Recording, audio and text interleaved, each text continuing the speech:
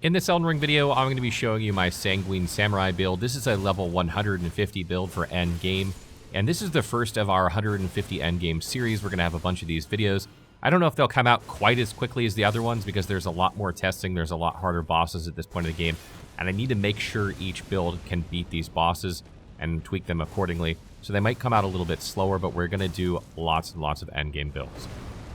So first up, let's talk about Rivers of Blood. This is the weapon that we use for this build. This is obviously a very, very hyped weapon. Lots of videos all over the internet about it.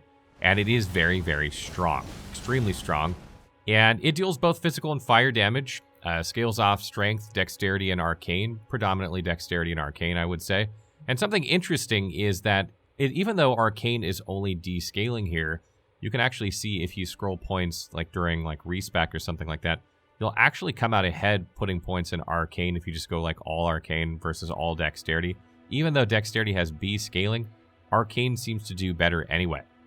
And what's really great about that is points into arcane increase the blood loss buildup, meaning that you're going to set the hemorrhage status effect even faster, which is one of the great things about bleed builds. So putting points in arcane not only better for your damage with this weapon, but also better for your bleed buildup is win-win. The weapon skill itself actually does both fire and physical damage too in my testing, so the weapon skill isn't just physical or just fire or something like that, so it does a mix of both damage types. And its damage actually increases with the weapon level as well as the scaling from your arcane and dexterity, so cranking these, which you're going to do anyway, benefits this build immensely. The Corpse Piler skill itself is a little unique, but not completely. If you use the double slash ability on like the Nagakiba or Uchigatana, you basically get the same moveset. However, you do actually more bleed buildup and more damage with Corpse Piler. Even though the weapon itself, when compared to the Nagakiba and Uchigatana at the same upgrade status with, having the blood affinity set on both those weapons, is higher by the default on those weapons, the weapon ability actually sets the status effect faster, so it actually increases the blood loss buildup than your regular attacks with Rivers of Blood would be. You can see on my testing on the troll here that swinging twice with Rivers of Blood sets the hemorrhage status effect, even though I only have like 73 blood loss buildup compared to like Nagakiba and Uchigatana, which is much higher, but it takes 3 hits from those to set it. So there's seriously some blood loss buildup being added to that effect, which is how you're able to set blood loss, hemorrhage on enemies a lot faster. Also, what's really good about the Corpse Piler weapon skill is that it has better range. It has further range than either the Nagakiba or the Uchigatana, and even though the Nagakiba is a close second, it's still not as far, and it allows you to queue this weapon art up faster, as enemies approach you, so that you can get into the meat of it. The first couple swings are slower, and the next 3 are much faster, so sometimes you want to preemptively swing that first one, even though you know you're going to miss with the first swing, because you want to get into that second combo, because it deals a lot more damage, and is far more likely to trigger the hemorrhage status effect. One of the things about this combo is it doesn't stagger enemies hardly at all. So you're not going to go for staggers with this build, and you're relying on that hemorrhage proc to sort of interrupt an enemy's attack while you then go into another combo with this ability. So getting into that second combo is what's going to guarantee that you proc hemorrhage. If you don't get it in 2 hits and the enemy doesn't stagger if you're point blank, you're going to take damage. But if you miss the first one, hit the second one, and then get 2 more hits real quick before you swinging, and you interrupt them with that, slight interruption from getting the hemorrhage to proc, then you're safe, and then you'll hit one more time, and you can do, your finishing animation for even more damage. I like to use the Sacrificial Axe in my offhand for this build. The reason for that is that this weapon art just consumes FP like crazy. You're going to be using it all the time. The regular R1 attack with this weapon, you shouldn't be using it unless you absolutely have to. You should be going with Corpse Piler as much as you can. And the Sacrificial Axe being in our offhand, even though we don't use it or meet the requirements for it, gives us 4 FP with every kill we have. So this is going to help, give you FP back. That's going to allow you to use this ability much more frequently. Additionally, we have the Carrion Filigreed Crest slotted here as well to further reduce the cost of this so that you can just spam it. And we have a lot of mind as well, so you don't have to worry about it. This should become your default attack if you're using Rivers of Blood. I also have a seal that I use for this build. Which one you use isn't particularly important, and you don't really need to upgrade it because we're using just Flame Grant Me Strength, which is a default bonus. It doesn't change no matter what your stats are. And that's to get additional physical and fire damage for tough fights for 30 seconds. As I mentioned, the weapon does both fire and physical damage, so that synergizes really well. However, if you're going to take this build higher, if you're going to go up higher levels, you're probably going to get more out of putting 10 more points into Faith, getting 25 Faith, and using Golden Vow to boost your damage by a further 15%, than you will investing, 10 more points into Dexterity and Arcane however you want, because the damage is really starting to drop off at this point per point investment in those stats. That doesn't mean you can't continue to crank those moving up, but you'll probably want to get to 25 Faith first and then continue cranking Dex and Arcane. What armor you use for this build isn't super important as long as you can medium roll, but there are a couple headpieces that are really good for this build.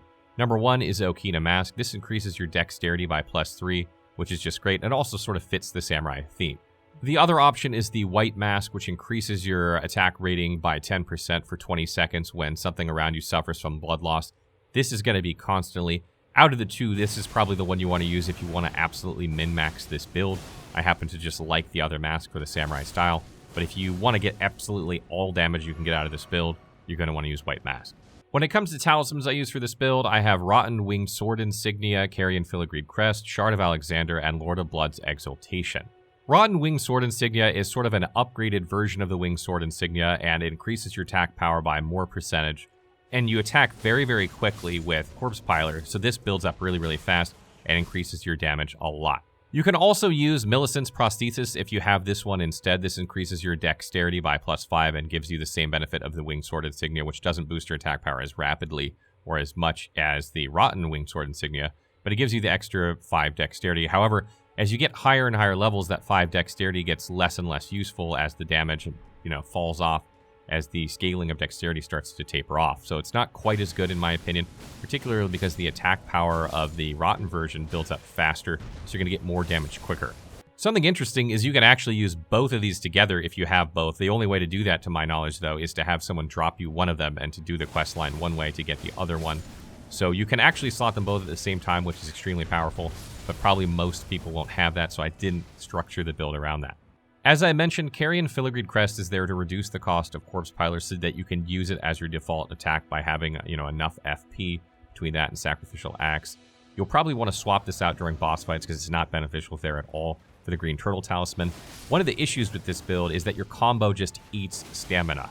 So you need your stamina to replenish quickly or you're going to have difficulty. And now it doesn't really matter, when you're out on the landscape and you're fighting a couple enemies at a time, because you usually kill them long before you have stamina problems, but you're in a boss fight and you're trying to mash L2 to get as many attacks off as you can, having that faster stamina regen is going to let you attack more often and is going to boost your overall DPS. Shard of Alexander is there to boost the damage of Corpse Piler by another 15%. You want to use this ability as your default attack, as I mentioned already a couple times, so boosting that damage is fantastic. And then Lord of Blood's Exaltation is a natural choice here as well. It boosts your overall attack rating by 20% for 20 seconds when something around you suffers from blood loss. This is constantly, so this is going to boost your damage significantly. I don't really use any spells for this build besides Flame Grant Me Strength, and as I mentioned, Golden Vow would be a nice addition, but you can actually use spells somewhat effectively this build if you use the Dragon Communion Seal, because you're going to have lots of Arcane with this build and you'll have a decent amount of Faith. So if you want to add some offensive incantations like Lightning Spear or Black Flame, etc., you can add them here as long as you put a couple more points into Faith to meet the requirements.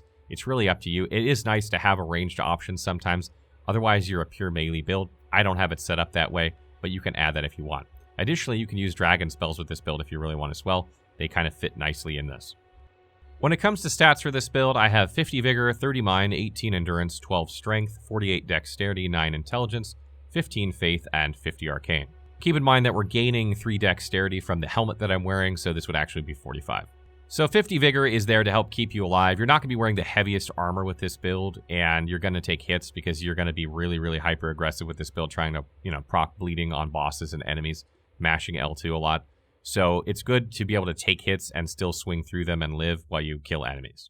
30 Mind is there because you need a good size FP pool in order to play around with Corpse Piler all the time. Otherwise, you're going to be struggling, and your potions for it aren't going to go very far. You're going to have to skew a lot of your potions to the FP side of things. Whereas it stands right now, you only need to put like 3 or 4 FP and like 8 or 9 HP-ish at this point of the game. And just, heal when you take damage. And otherwise, you're going to be really minimizing the amount of FP you need to use. And you have a decent FP pool, so you can use this ability quite frequently. 18 Endurance is there to give you some more stamina. As I mentioned, stamina is an issue with this build, and also some equip load. You do carry a weapon in the offhand and probably a seal as well. So you do have a little bit of equip load between this and any medium to light armor. So having some points in Endurance is really good there to give you equip weight as well. Strength is 12. We don't need strength at all for this build. And 48 dexterity is there to just increase the damage with Corpse Piler as well as increase your damage with the weapon itself. It starts to taper off from about this point forward, roughly. So you're not going to see as much of a damage increase, which is why I have both Arcane and Dexterity kind of similar levels. And you can bring them up, roughly the same amount. I think Arcane is still going to outweigh Dexterity by a little bit. So you might want to prioritize Arcane, and it will also increase your Blood Loss buildup as well. So it's probably priority of the two. You don't need any Intelligence. 9 there is just for my class. And 15 Faith is there to meet the requirements for Flame Grant Me Strength.